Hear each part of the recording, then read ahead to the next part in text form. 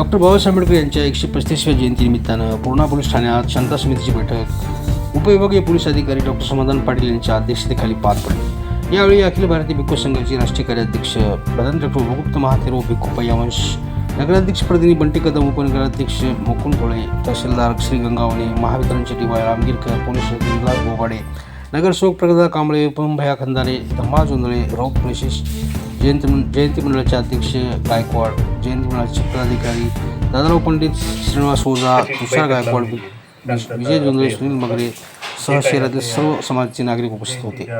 मार्गामध्ये काय आपल्याला अडथळे आहेत त्या निमित्तानं बैठक लावलेली आहे। बऱ्याच सूचना आज घेतलेल्या आहेत आणि आम्ही अधिकाऱ्याच्या बैठक लावून अधिकाऱ्याला बी सांगितलेलं आहे की जिथं जिथं पोलवरची लाईट बंद आहे त्या अगोदर व्यवस्थित चालू करून घ्या। आणि लाईट पण मागून घेतली दादा, सगळी टोटल लाईट मागून घेतलेली आहे।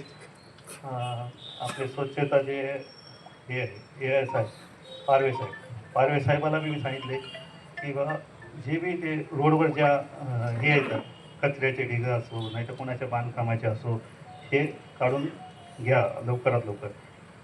त्या लोकांची वाट न बघता आपण आपल्या नगरपालिकेतर्फे JCP आणि 2-3 ट्रॅक्टर किरायानं लावून ते अगोदर उचलून घ्या। हे अगोदरच मी सगळ्या सूचना दिलेल्या आहेत त्याला। राहिला विषय त्या टॉयलेटचा, त्या टॉयलेटचा विषय मी आज हे पारवे आहेत इथं बसलेले पारवे त्यांना अगोदर हे करून टाका, तेव्हा लॉक लावून टाका, सील करून टाका। आणि खड्ड्याचा विषय दादा, खड्ड्याचा विषय मी पाहतो म्हणजे आपल्याला काय करता येते, तुम्ही पण मला मार्गदर्शन करा की आपल्याला कशा प्रकारे ते बुजिता येतात। कॉन्क्रीट करा आपण सर्वजण नगरसेवक मिळून करू ते कसं करता येते ते। उद्या आपण अजून एखादी बैठक लावून चालेल त्याच्यात करून घेऊ आपण। आणि दुसरा टॉयलेटचा एक विषय आहे तर त्याच्यात बी शिवसाहेबाला बोलून ते आपल्याला कलेक्टर साहेबांनाच बोलावं लागतं आपल्याला। आमदार साहेबाला बोलायला सांगा, एक फिरतं टॉयलेट संपलं त्यांना मिळू शकतं महानगरपालिकेचं। भतीजी आता तिथे कसं 14 तारखेला तिकडे बी जयंती राहणारच आहे, तर ती आपल्याला कशी देतात ती आपण बघू। आपल्याला कोणत्या प्रकारे पर्याय आपल्याकडे पर्याय आहे, फक्त आपण करून घेऊ तर आपण त्याचा पर्याय काढू द्या। ते जरी नाही मिळालं तर ताटवे वगैरे लावून आपल्याला करता येतं। 4-2 ठिकाणी केलं तर ते होऊ करून घेऊ दादा सगळ्याच्या मार्गदर्शनाने। सुभाष शेठनं पण बरेच मुद्दे मांडलेले, जे बी काही रस्त्यावर जे गवत वगैरे आहे ते आपल्या जयंतीच्या ते बी काढून IS ला सांगून करून घेऊतात ते। आणि सर्वांना जयंतीनिमित्त ॲडव्हान्समध्ये मी शुभेच्छा देतो आणि माझे 2 शब्द। आमचा एकही अधिकारी नाही, आमचे CO कुठे आहेत मला माहिती नाही, आमच्या कर्मचाऱ्यांचे प्रतिनिधी कुठे आहेत मला माहिती नाही। आहेत का या इकडं समोर संबंधित हे सगळे मुद्दे असतात, ते लोक जर समक्ष या ठिकाणी राहिले तर त्यांना या सगळ्या गोष्टीची जाणीव होते। परंतु घरी बसून जर मिटिंगा जर अटेंड करत असतील तर त्यांना या गोष्टीची जाणीवच नसते। मुळामध्ये प्रशासनातले लोक असो की आम्ही असो की आपण सगळेजण असो किंवा या शहरामधले सगळे लोक असो, या सगळ्यांवर डॉक्टर बाबासाहेब आंबेडकरांचे उपकार आहेत आणि त्या उपकाराच्या कृतज्ञतेतूनच थोर महापुरुषांच्या जयंत्या होत असतात।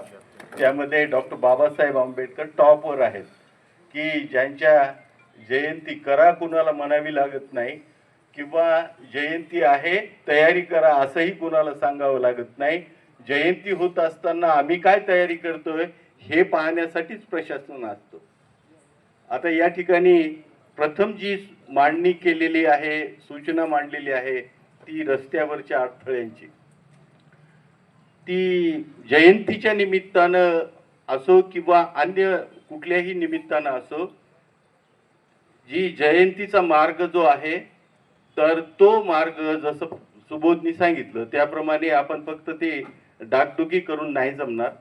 तर सिमेंटचे जिथं रस्ते आहेत त्या ठिकाणी सिमेंटचा जो हे केलेला छत जे टाकतात आपण टाकतो त्या मिक्सचर रेडीमेड मिक्सचरद्वारे जर खड्डे बुजवले तर मला असं वाटतं की 1-2-3 दिवसाचा वेळ आहे.